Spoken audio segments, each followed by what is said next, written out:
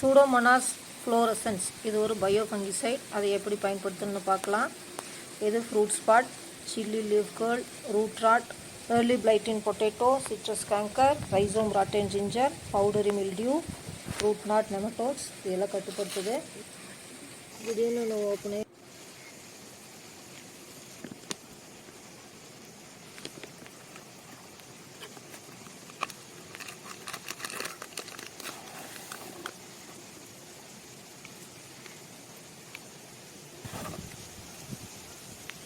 லீஃப்லெட்டை படித்து பார்த்து பயன்படுத்தலாம்.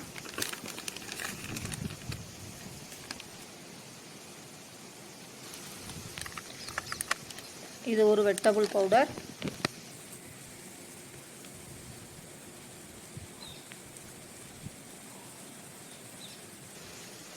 த்ரீ கிராம்ஸ் பர் லிட்டர் போட்டுக்கலாம்.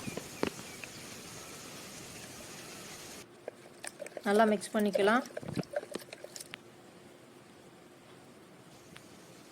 4 லிட்டர் தண்ணியில் நல்லா கலந்து விட்டுக்கலாம்.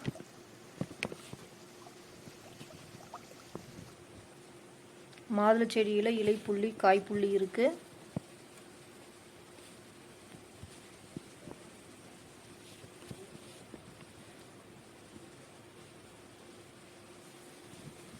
தக்காளி செடியில் லேட் பிளைட்டுங்கிற பின் கருகள் நோய் இருக்குது. ரோஜா செடியில் இலை உறை கருகள் இருக்குது.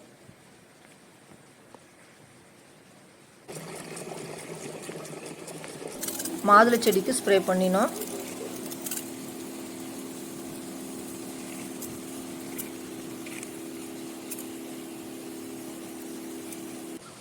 சீத்தாப்பழ பழத்தில் ஆந்த்ராக்னோஸ் இருக்குது. அதை கட்டுப்படுத்த ஸ்ப்ரே பண்ணினோம். சின்ன நாற்றுகளுக்கு ஸ்ப்ரே பண்ணினோம். ரூட் ராட்டையும் டேம்பிங் ஆஃபையும் கண்ட்ரோல் பண்ணோம். சூடோமோனாஸ் விதை நேர்த்தி செய்யலாம். இதனால் விதைகள் முளைப்புத்திறன் நல்லாயிருக்கும். மண் மூலம் பரவுற நோய்கள் கட்டுப்படுத்தும். விதைகளில் சூடோமோனாஸ் ஒரு பிஞ்ச் போட்டு கொஞ்சமாக தண்ணி விட்டு நல்லா சேறு பதத்தில் விதை நேர்த்தி பண்ணிக்கலாம்.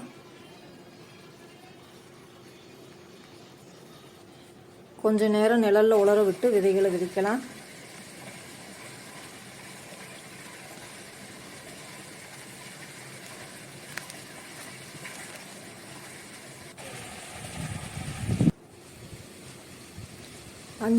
அஞ்சு லிட்டர் தண்ணி எடுத்திருக்கோம். 15 கிராம் சூடோமோனாஸ் போட்டு நல்லா கலந்து விட்டுக்கலாம்.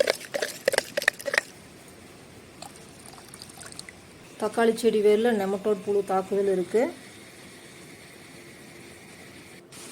அதை கட்டுப்படுத்த சாயில் ட்ரின்ச்சிங் பண்ணலாம்.